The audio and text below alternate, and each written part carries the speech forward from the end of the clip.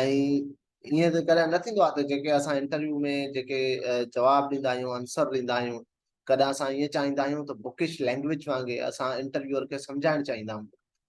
खोड़ सारे माण्हुनि जो अहिड़ो एक्सपीरियंस रहियो आहे त हू इंटरव्यू त ॾींदा आहिनि न, इलाही इंटेलेक्चुअल बि हूंदा आहिनि, पर इंटरव्यू खां बाद में अनफॉर्चुनेटली उन्हनि जो रेशो फेल्यूअर में हूंदो आहे। त उन लाइ उन्हनि जो कुझु रीज़न्स थींदा आहिनि जंहिंजे करे जेके आहिनि उहे जेके क्वालिफाइड माण्हू हूंदा आहिनि उन्हनि में न अची सघंदा आहिनि।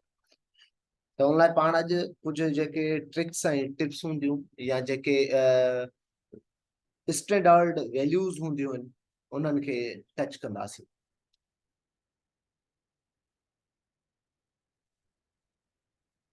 The interview for post of staff nurses. जेतिरा भी कैंडिडेट रिटन क्वालिफाई कंदा आहिनि उन्हनि खे इंटरव्यू लाइ हिकिड़ो कॉल लेटर ईंदो आहे ऐं उन कॉल लेटर खां पोइ उहो माण्हू उहो गिवन डेट शेड्यूल जे मुताबिक़ इंटरव्यू लाइ वेंदो आहे। उहो कॉल लेटर कॾहिं कॾहिं कुझु माण्हुनि वटि न पहुचे त उन्हनि ॾींहंनि में जॾहिं ॿियनि खे कॉल लेटर अचनि था त पंहिंजी वेबसाइट माण्हू चेक कंदो रहे, SPSC जी वेबसाइट चेक कंदो रहे त उते जेके आहिनि उहे इंटरव्यू जा कॉल लेटर कॾहिं कॾहिं अपलोड बि कया वेंदा आहिनि इन शॉर्ट टाइम पीरियड जे करे। त पहिरीं ॻाल्हि आहे त पंहिंजो कॉल लेटर जो वेट करिणो आहे। जेकॾहिं ॿियनि ॾे कॉल लेटर अचनि था त पाण खे वेबसाइट ते एक्टिव रहणो आहे, न्यू जेके अचनि थियूं उन्हनि अपडेट्स उन्हनि में चेक कंदो रहे। ऐं जॾहिं कॉल लेटर अची थो वञे त अल्टीमेटली उन में असांजो नालो, असांजो सॼो biodata, test centre means venue, test date ऐं टेस्ट टाइम जेको आहे ॾिनल हूंदो आहे। अनफॉर्चुनेटली कुछ कैंडिडेट के जेकॾहिं लेटर कॉल लेटर नथो मिले तो उहे जॾहिं न्यू अपडेट में चेक कंदा रहंदा उन दौरान हू हिकिड़ी लिस्ट अपलोड सर कंदा आहिनि। Sir sorry to interrupt you. Sir ये जो हिकिड़ो एप्लीकेंट आहे हिते उहो उर्दू स्पीकिंग आहे ऐं उर्दू सम्झंदो आहे त काइंडली अगरि अव्हां उर्दू में ॻाल्हाईंदो त वधीक बहितर रहंदो ताकि जेके बि कैंडिडेट आहिनि उहे ओके अव्हांजे लेक्चर सम्झनि। ठीक आहे। Sorry sir, sorry to interrupt you sir. So we are talking about interview and when, how, where we find the things, what are the required। हमें सबसे पहले जो इंटरव्यू लेटर है, कॉल लेटर है, तो वो उसका मिलने का इंतजार करना चाहिए। अगर किसी को इंटरव्यू कॉल लेटर नहीं मिलता तो उस बंदे को वेबसाइट पे जाना चाहिए SPSC की भी, जिस पे न्यू अपडेट्स में या तो अगर उसके कोई डॉक्यूमेंट्स से रिलेटेड कोई इशू होगा तो वो वहां पे एक लिस्ट अपलोड करते हैं और उस लिस्ट से पता चल जाता है कि अगर आपका रोल नंबर, सीट नंबर जो के रिटर्न के लिए दिया गया था उसमें है और उसमें ऑब्जेक्शन या कोई चीज है तो वो आपने पूरी करनी चाहिए। फिर भी अगर आप पूरी नहीं कर सकते तो आप टेस्ट सेंटर जो कि आपका डिवीजन का टेस्ट सेंटर हो वहां पे जाएं और वहां पे भी एक स्क्रूटनी कमेटी का क्लर्क बैठता है और उसको स्क्रूटनी करते हैं डॉक्यूमेंट्स की। तो वहां पे अपने डॉक्यूमेंट्स लेकर जाएं और वो उसके पास वो डेटा होता है जितने भी कैंडिडेट होते हैं उनका, तो वो बता सकता है कि आपका ऑब्जेक्शन है, आपको क्या डॉक्यूमेंट्स चाहिए, तो वो चीजें पूरी करना चाहिए। मतलब कोई भी बंदा, अगर कोई भी कैंडिडेट वो fail to submit their documents but he will not be disqualified till last warnings। तो जब हमें मिल जाता है, कॉल लेटर आ जाता है, अब हमें टेस्ट सेंटर के जाने के लिए हमारे पास जितने भी हमारे ओरिजिनल डॉक्यूमेंट्स हैं, मार्कशीट, ट्रांसक्रिप्ट, डिप्लोमा, CNIC, वो सारे ओरिजिनल डॉक्यूमेंट्स अपने एक तरतीबवार अपने फाइल में रखने हैं और इंटरव्यू वाले दिन लेकर जाने। कुछ कैंडिडेट ये करते हैं कि उनके डॉक्यूमेंट की सीक्वेंस नहीं बनी होती। जब वो इंटरव्यूअर के पास अंदर जाते हैं और वो उनको ओरिजिनल डॉक्यूमेंट्स देते हैं तो उनका इमेज अच्छा नहीं जाता इंटरव्यूअर के पास।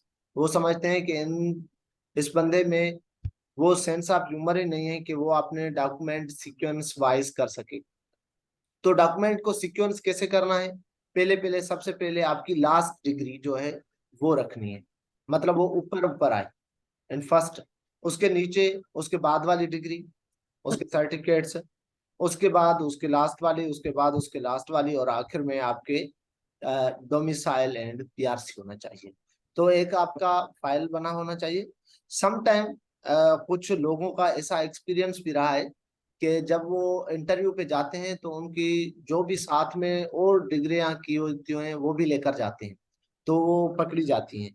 ऐसा कोई भी हार्ड एंड फास्ट रूल नहीं है कि आप 2 डिग्रियां करते हैं तो आप पकड़े जा सकें। अगर आप वही चीजें उनके सामने लेकर जाएंगे, के सामने बाहर बैठे हैं मीटिंग में। इंटरव्यूअर के सामने लेकर जाएंगे तो वो आपको जाहिर बात है पकड़ लेंगे। इसलिए अगर किसी बंदे की बीएससी भी की होती है और साथ में नर्सिंग भी की होती है तो उसको ये चाहिए कि आपके सिर्फ अगर अप्लाई आपने नर्सिंग जो की है वो मैट्रिक बेस पे की है, इंटर बेस पे की है, जिस बेस पे की है वो डॉक्यूमेंट लेकर जाए, बाकी डॉक्यूमेंट सेपरेट कर ले और वो अलग फाइल बना ले जो आपको किसी भी इंटरव्यू के लिए चाहिए होता है।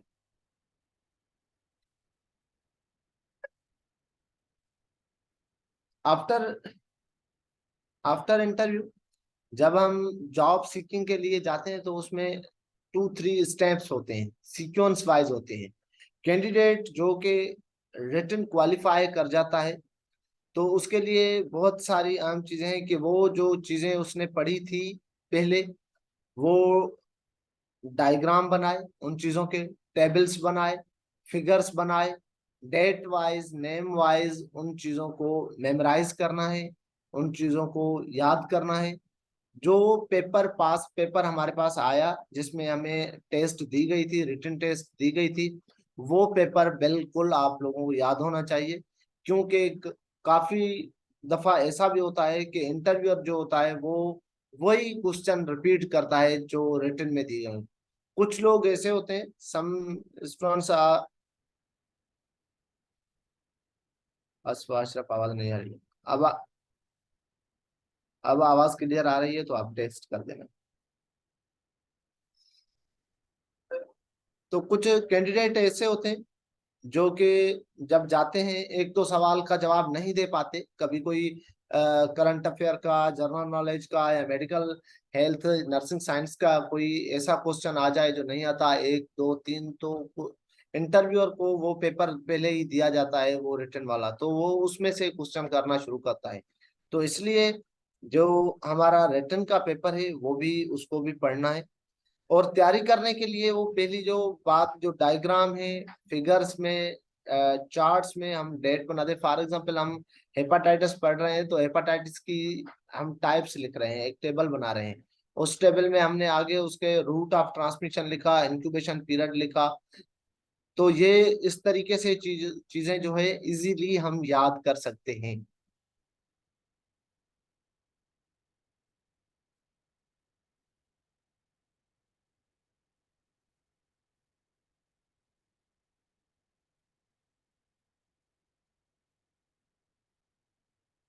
कोई भी चीजें हो, कुछ लोग जो है वो मायूस होते हैं कि कोई चीजें ऐसी होती हैं वो टफ होती हैं, या वो एजुकेशन से या पास्ट जो है वो उसके रिलेटेड से होती हैं, या कुछ चीजें जब हम इंटरव्यू में जाते हैं तो हमारी हैबिट के टोटली अपोजिट होते हैं।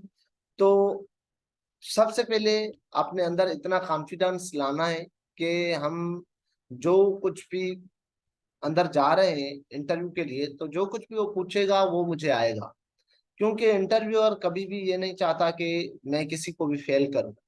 तो इंटरव्यूअर को सिर्फ जस्ट उसके जो जितने वो क्वेश्चन पूछता है, जो चीज वो पूछ रहा है जस्ट वही बताना है, उससे समझाने की कोई भी कोशिश नहीं करना कि ये चीज ऐसे होती है, उसके डिटेल में जाएंगे। और दूसरी बात ये होती है कि जब आप इंटरव्यू में जाते हैं तो मोस्ट जो एक्सपीरियंस्ड लोग हैं जो फेडरल के और सिंध पब्लिक सर्विस और डिफरेंट जो है उनके इंटरव्यू का जो एक्सपीरियंस है मुझे भी, तो उसमें ये होता है कि आपसे इंटरव्यू वही चीजें पूछता है जिन चीजों में आप जाते हैं आगे।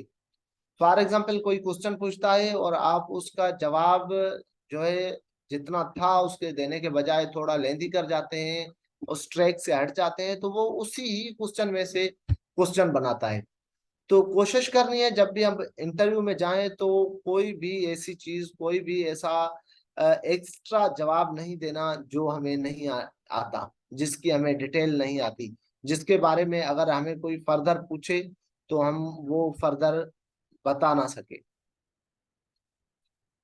और जो इंफॉर्मेशन होती है उसमें हमारे बहुत सारे क्वेश्चन क्लोज एंडेड होते हैं और बहुत सारे क्वेश्चन ओपन एंडेड होते हैं। क्लोज एंडेड क्वेश्चन में हमें यस नो या सिर्फ वन वर्ड में कोई चीज हो तो वो हम बता देते हैं। ओपन में फिर वो डिस्कशन में बात चली जाती है कि आपका बहुत सारी चीजें ऐसी होंगी जो आप डिस्कस करेंगे, मगर उस डिस्कशन को या उस लेंथी जवाब को भी उस वे से लेकर जाना है, उस तरीके से बताना है जिसमें हमें एक्स्ट्रा नॉलेज हो, जिसके बारे में हम बेहतर बता सकें। और जब वो क्वेश्चन इंटरव्यू होता है तो सबसे पहले हमें ये बात जहन में रखना चाहिए कि हमारी जो जनरल नॉलेज और करंट अफेयर हो वो सबसे पहले हमारी डिवीजन या रीजन वाइज हो।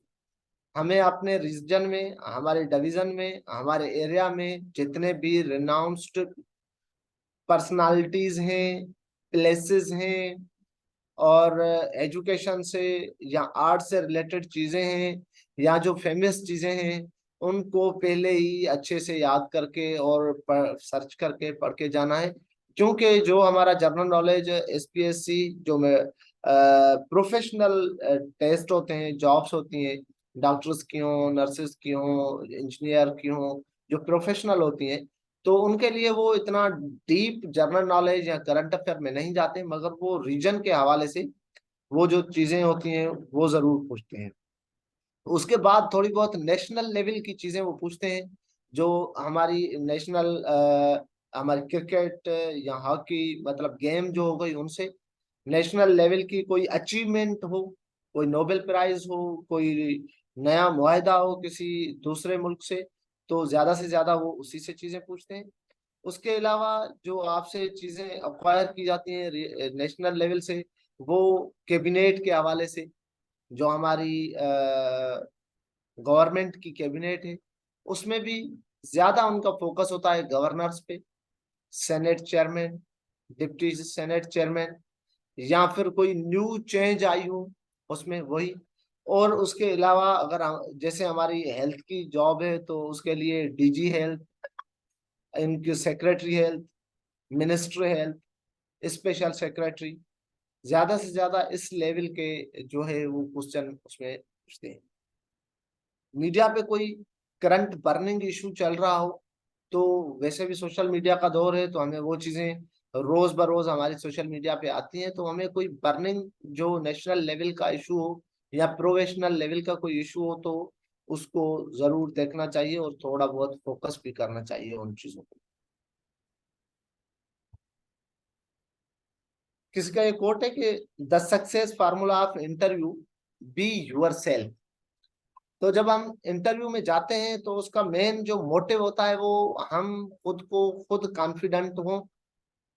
अवर confident if sometime we not give proper reply, we are not able to, we have not learned these things, but we cannot reply exactly, but relatively reply with confidence can pass us in interview। तो सबसे पहले वो उससे क्या हुआ कि you should never pretend what do not have. ये कुछ नहीं, वहां पे फील नहीं, प्रिटेंड नहीं करना कि जो कुछ मुझे नहीं आ रहा ये वो पूछ रहे हैं, मगर आपने ये कोशिश करनी है कि जो कुछ मुझे आ रहा है वो पूछ रहे हैं। बिकॉज जब हम आंसर देते हैं तो हम उसकी जो लास्ट में उसका जो आंसर का एक पहलू छोड़ें, वो उसका ये हो कि हमें जो चीजें आती हैं वो उसके रिलेटेड हैं, वही चीजें हैं जो हमें आती हैं और वही पूछी जा रही है। इंटरव्यू का जब डे होता है, जिस दिन इंटरव्यू होता है तो उस दिन बहुत सारे कैंडिडेट जो होते हैं वो कंफ्यूज होते हैं, एंजियस होते हैं कि हम कैसे जाएं, हम टाइम पे नहीं पहुंच पाए, हम उसके आगे कैसे जाएंगे, वहां पे बैठेंगे कैसे। वहां पे हमारी एक किस्म की अजीब व गरीब फीलिंग्स होती हैं कुछ कैंडिडेट में, तो उनके लिए ये होता है। और कुछ जल्द जल्द में जब जाते हैं इंटरव्यू के लिए और उस दिन वो चीजें अपनी समराइज नहीं, बहुत सारे ऐसे भी एक्सपीरियंसेस लोगों के साथ हुए हैं, जब वो इंटरव्यू पे जाते हैं तो सीएनआईसी घर भूल जाते हैं। कोई डॉक्यूमेंट, कोई ओरिजिनल डॉक्यूमेंट वो उसमें फाइल में डालना चाहते हैं, सोचते हैं आखिर टाइम में वो फाइल में रखेंगे और बाद में वो चले जाते हैं, नहीं ले जाते। तो जिस दिन इंटरव्यू हो उससे एक दिन पहले अपनी सारी चीजें प्लान करनी है कि डॉक्यूमेंट पूरे सेट करने हैं, वो एक फाइल प्रॉपरली बना के रखना है, और ट्रांसपोर्ट आना जाना ये पूरी प्लानिंग होना चाहिए। उसके अलावा आप जब सुबह में उठते हैं तो फ्रेश होके नाश्ता करके आपने वो पूरे डॉक्यूमेंट एक बार फिर चेक करने हैं। घर से निकलने से पहले सारी चीजें जो है वो अपनी सेट करनी है। एक बार और मैं यहाँ पे ऐड कर दूं कि अगर कोई कैंडिडेट आपने अनफॉर्चुनेटली किसी भी वजूहात की वजह से कोई ऐसा मसला, वो आपने जिस डे पे उसका इंटरव्यू था उस पे नहीं पहुंच सका, उस दिन वो नहीं जा सका, तो ऐसा नहीं है कि अब उसका इंटरव्यू नहीं होगा। उसका इंटरव्यू हो सकता है और होता है। अगर वो जिस दिन जाना था उस दिन नहीं जा सका और उसका वो इंटरव्यू उस दिन नहीं हुआ, तो वो डिस्क्वालीफाई नहीं होगा। अपनी स्ट्रगल ये करने हैं कि जिस सेंटर पे उसका इंटरव्यू था दूसरे दिन वहां पे जाना है। वहां पे जो स्क्रूटनी कर रहा होगा क्लर्क, उसे अपनी एप्लीकेशन देनी है कि मेरा कल इंटरव्यू था, मैं नहीं आ सका। वो अपनी एप्लीकेशन को वहां पे पुट करेंगे, या वो कहेंगे कि एसपीएससी को हैदराबाद जो मेन ब्रांच है उसको आप भेजें। उसके बाद एक लास्ट में एक स्पेशल इंटरव्यू होता है, और उस इंटरव्यू में उसका इंटरव्यू हो जाएगा। ऐसे एक्सपीरियंस लोगों के साथ हुए हैं, हमारे दोस्तों के साथ भी हुए हैं, और वो माशाल्लाह जॉब कर रहे हैं। तो किसी भी पॉइंट पे विथड्रॉ नहीं करना, मायूस नहीं होना, कॉन्फिडेंस लॉस नहीं करना कि इंटरव्यू पे जाने से या इंटरव्यू से रह जाने से उस दिन से, तो बाद वाले दिन में भी इंटरव्यू हो सकते हैं और होते हैं इंटरव्यू।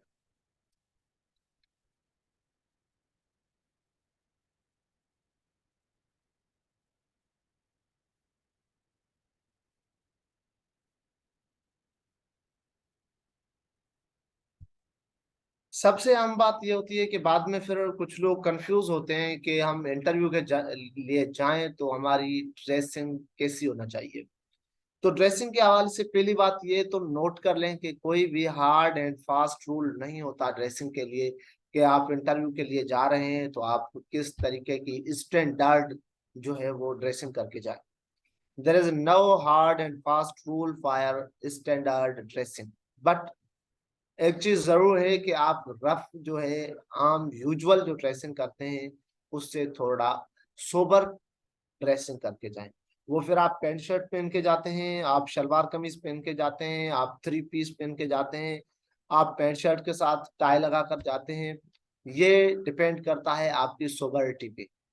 तो जाहिर बात है जब हम ऑफिशियली ड्रेसिंग करते हैं तो ऑफिशियली के लिए हम पैंट, और अगर अगर पैंट शर्ट पहनते हैं तो ड्रेस पैंट के ऊपर हमें टाई जो है वो करना चाहिए।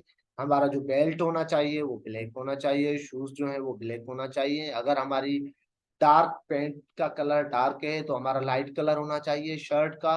अगर चेक में है पैंट तो प्लेन शर्ट होना चाहिए, अगर चेक में शर्ट है तो प्लेन पैंट होना चाहिए। इस तरीके की जो है स्टैंडर्ड नहीं कहें, मगर ये इसको आप ऑफिशियल या सोबर ड्रेसिंग कह सकते हैं।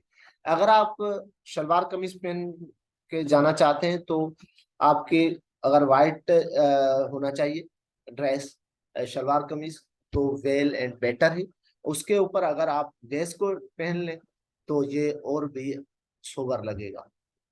तो कोई भी ड्रेसिंग के लिए हार्ड एंड फास्ट रूल नहीं है, और जो चीज आपके पास सोबर चीज अवेलेबल है या आप अवेलेबल कर सकते हैं, अफोर्ड कर सकते हैं, तो आप सिर्फ नीट और क्लीन होना चाहिए और वल्गर टाइप नहीं होना चाहिए।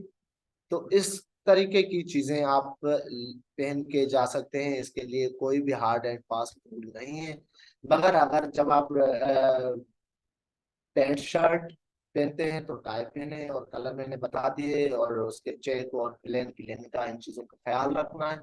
मगर ऑफिशियली आपकी जो है बेल्ट और शूज जो है वो ब्लैक होना चाहिए।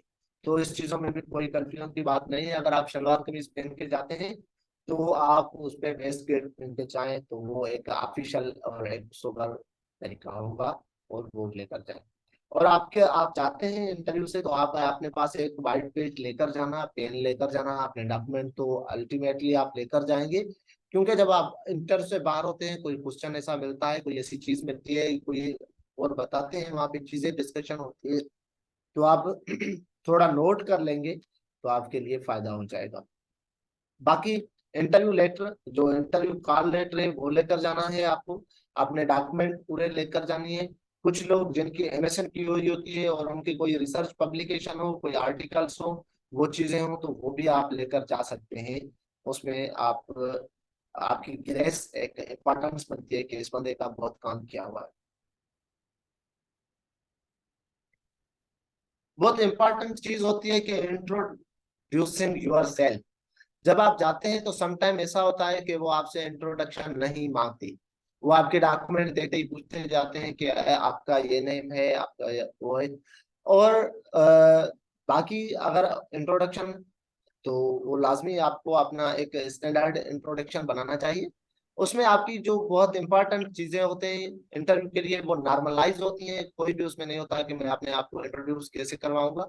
तो वो आपने अपना नाम, professional background, family background, qualification and education, achievement and destruction, जो आपने चीजें एक्स्ट्रा की हैं, आपकी अचीवमेंट्स हैं, और फ्यूचर प्लान, ये आपने इंट्रोडक्शन में सीक्वेंस वाइज बतानी है। इंटरव्यू रूम में जब जाते हैं तो आपके लिए बहुत अहम ये होता है कि वो आपकी जो पिक्चर है, आपका जो इमेज है, वो इंटरव्यूअर के पास जाएगा कि आप किस किस्म के बंदे हैं, आप कितने इंटेलेक्चुअल होंगे, आप किस तरीके के जवाब देंगे। वो पहले ही पॉइंट में आपकी इंट्रेंस में जज कर जाते हैं। तो इसलिए आपको सबसे पहले when you should enter the room से अस्सलाम वालेकुम in with smile and in normal voice. मतलब आपका जो वॉइस हो वो मीडियम हो, ऐसा ना हो कि वो शाउटी हो और वो तेज आवाज हो या बिल्कुल स्लो हो, वो समझ ना सके। नॉर्मल वॉइस में और विद स्माइल आप अंदर जब एंटर हो तो सलाम करें। और अगर वो खुद ही कह दें कि आप बैठ जाएं तो आप बैठ जानिए। अगर बैठ वो नहीं कहते तो आप परमिशन उनसे लेकर फिर बैठना है, ऐसे विदाउट परमिशन नहीं। ऑलमोस्ट ये होता है बहुत सारे इंटरव्यूज में, यही होता है, जैसे बंदा एंटर होता है तो वो सलाम करता है, वो खुद ही कहते हैं कि बैठ जाए। इशारा भी करें तो पूछना नहीं है। समटाइम वो वर्बल नहीं कहते, सिर्फ इशारा करते हैं कि आप कुर्सी की तरफ इशारा हाथ उठा के करते हैं या आई कांटेक्ट में, तो आप वो समझ जाएं और आप बैठ जाएं। अगर आपको उन्होंने कोई इशारा या वर्बली नहीं कहा, तो आप उनसे परमिशन लें और उसके बाद बैठ जाएं। और जब आप बैठे हैं तो नर्वस नहीं होना, काम नहीं होना। चेयर पे जब बैठना है तो आप फुल तरीके से, सही तरीके से बैठना है, नॉर्मल तरीके से बैठना है। और फिर पैनलिस्ट के जो क्वेश्चन है पहले कामली सुनना है, और वो सुन के उसके बाद जो है उसका आंसर देना है। ऐसा ना हो कि वो क्वेश्चन कर रहा हो और बीच में कुछ चीजें हमें आती हैं, हम उसमें वेल एजुकेटेड या स्किलफुल होते हैं, जैसे ही वो वर्ड निकालते हैं हम समझ जाते हैं कि ये क्वेश्चन है, और उसका वहां से ही जवाब स्टार्ट करें। तो पहले उसका पूरा जवाब सुन लें, जब वो चुप कर जाए और वो कंप्लीट करे अपना क्वेश्चन, तो उसके बाद जो है उसको रिप्लाई देना है। अगर किसी क्वेश्चन का आपको जवाब नहीं आता तो आप उसे स्किप कहें, आप सॉरी कर दें। और उस पे आप नर्वस होना और कॉन्फिडेंस लॉस करना और ये कहना कि मुझे नहीं आ रहा, इंटरव्यू कैसा होगा, इस तरीके की कोई फीलिंग नहीं लाना। सम टाइम ऐसे भी इंटरव्यूज में होता है कि जब 2 3 4 5 क्वेश्चन नहीं आते बंदे को, कैंडिडेट को, तो सीधा कहता है sir please kindly change the track, आप अपना थोड़ा क्वेश्चन का ट्रैक चेंज कर लें, आई कैन रिप्लाई। तो कुछ कुछ वक्तों में कभी कभी ऐसा भी लोगों के साथ हुआ है, ना सिर्फ नर्सिंग के, मगर वो कमीशन के जो पीसीएस के और सीएसएस के क्वेश्चन होते हैं उनमें भी